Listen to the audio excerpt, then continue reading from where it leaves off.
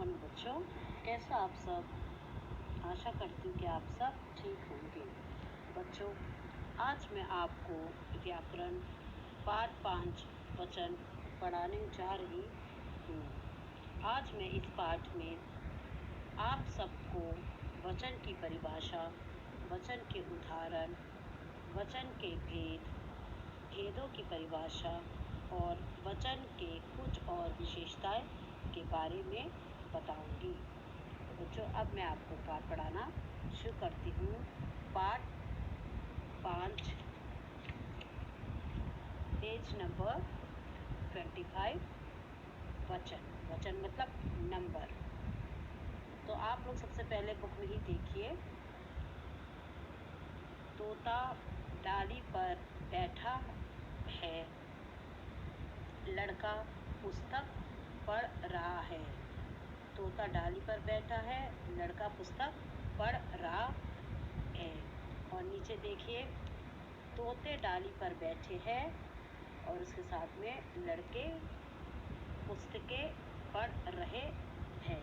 तो बच्चों, ऊपर जो था तोता डाली पर बैठा है, तोता जो है वो एक ही है और डाली भी एक ही। तोता डाली पर बैठा है और साथ में लड़का पुस्तक पढ़ रहा है। लड़का जो है वो पुस्तक पढ़ रहा है, लड़का भी एक ही है।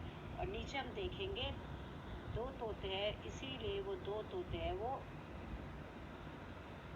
उसको हम बहुवचन में बोलेंगे। तोते डाली पर बैठे हैं और साथ में लड़के पुस्तकें पढ़ रहे हैं। 3 लड़के हैं और पुस्तकें हैं। 3 पुस्तकें होगा, 3 लड़के होगा, इसलिए वो बहुवचन है। ऊपर जो एक है वो एक है, दोनों चीज़ें एक है। तोता भी एक है और लड़का भी एक है, इसीलिए वो एक वचन है। एक ही लोग है, एक ही तोता है, एक वचन, एक ही लड़का है। नीचे 2 तोते हैं और 3 लड़के हैं, इसीलिए वो बहुवचन है। तो उपयुक्त चित्रों में तोता और लड़का एक संख्या का बोध कराता है, यानी कि एक नंबर का बोध कराता है, जबकि तोते, लड़के तथा पुस्तकें एक से अधिक संख्या का बोध करा रहे हैं। इन्हें ही वचन कहते हैं। जो एक संख्या का, एक तोता और लड़का एक संख्या का बोध करा रहा है, तोते, लड़के, पुस्तकें जो है वो एक से ज़्यादा संख्या का बोध करा रहे हैं, इसीलिए उसे इन्हें वचन कहते हैं। तो वचन की परिभाषा क्या है? जिन शब्दों के द्वारा किसी वस्तु या व्यक्ति की संख्या का बोध होता है, उन्हें वचन कहते हैं। दोबारा देखिए, जिन शब्दों के द्वारा किसी वस्तु या व्यक्ति की संख्या का बोध होता है, उन्हें वचन कहते हैं। जैसे गेंद, गेंदे, लड़का, लड़के, माता, माताएं, माला, मालाएं, बच्चा, बच्चे, पुस्तक, पुस्तकें। तो ये है वचन के उदाहरण। अब वचन के भेद, अब हम देखेंगे वचन के भेद। वचन के 2 भेद होते हैं, एक वचन और बहुवचन। वचन के कितने भेद होते हैं? एक। तो एक वचन और बहुवचन। एक वचन क्या है? एक वचन किसे कहते हैं? या एक वचन की परिभाषा, शब्द के जिस रूप से वस्तु या व्यक्ति के एक होने का बोध होता है, उसे एक वचन कहते हैं। शब्द के जिस रूप से व्यक्ति या वस्तु के एक होने का बोध होता है, उसे एक वचन कहते हैं। जैसे बतख, झूला, मूर्ति, बस, लड़की आदि। अब हम देखेंगे बहुवचन। बहुवचन की परिभाषा, शब्द के जिस रूप से एक से अधिक वस्तु या व्यक्ति के होने का बोध होता है, उसे बहुवचन कहते हैं। दोबारा देखिए, शब्द के जिस रूप से एक से अधिक वस्तुओं या व्यक्तियों के होने का बोध होता है, उसे बहुवचन कहते हैं। जैसे बतखें, झूले, मूर्तियाँ, बसें, लड़कियाँ आदि।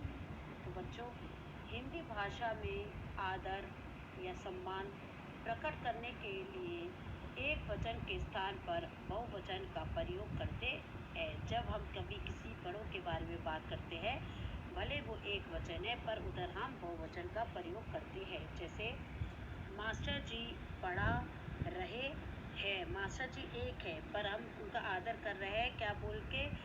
पढ़ा रहे हैं। मेरी माताजी बाहर गई। मेरी माताजी बाहर गई।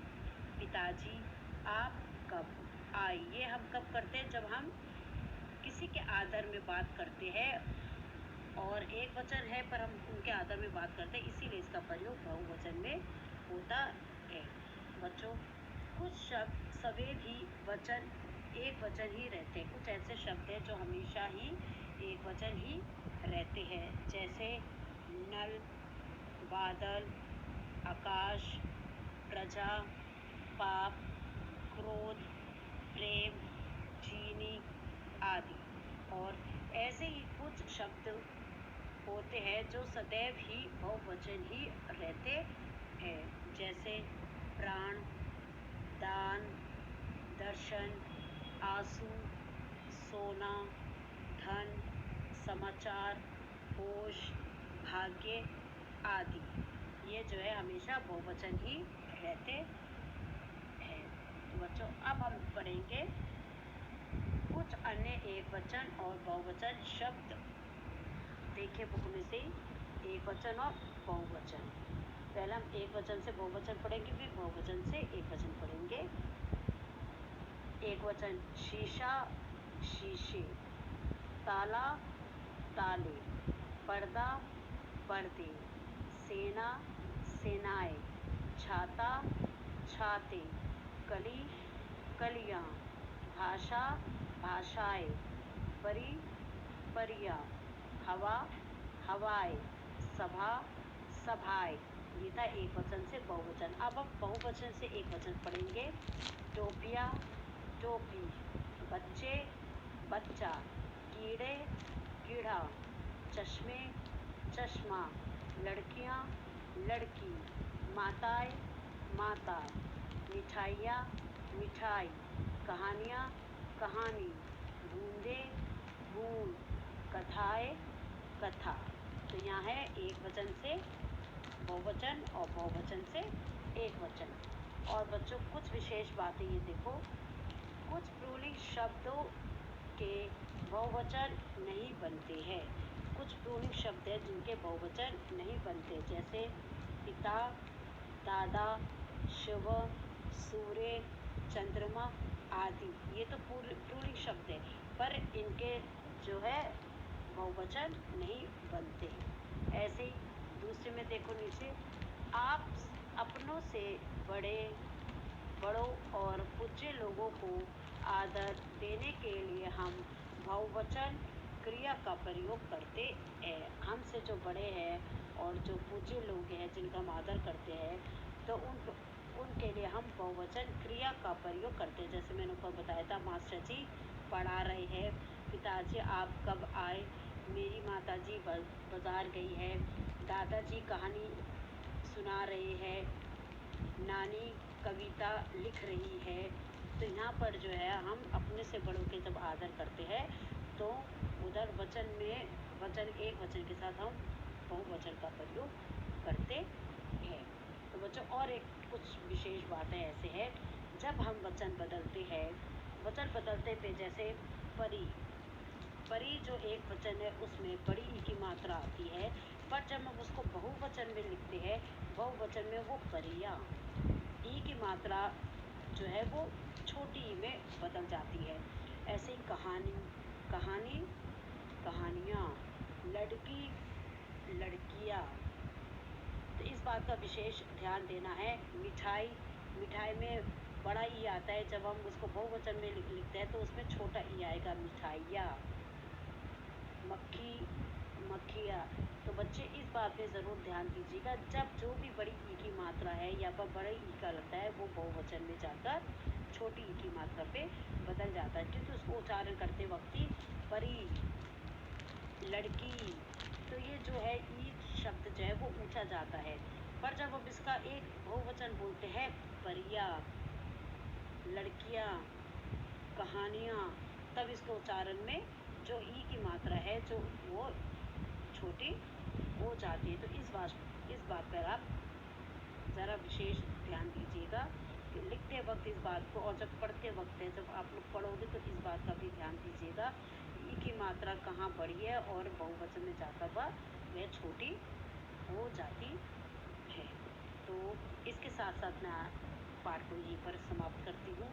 आप अपना ध्यान रखिएगा, खुश रहिए। Thank you and have a nice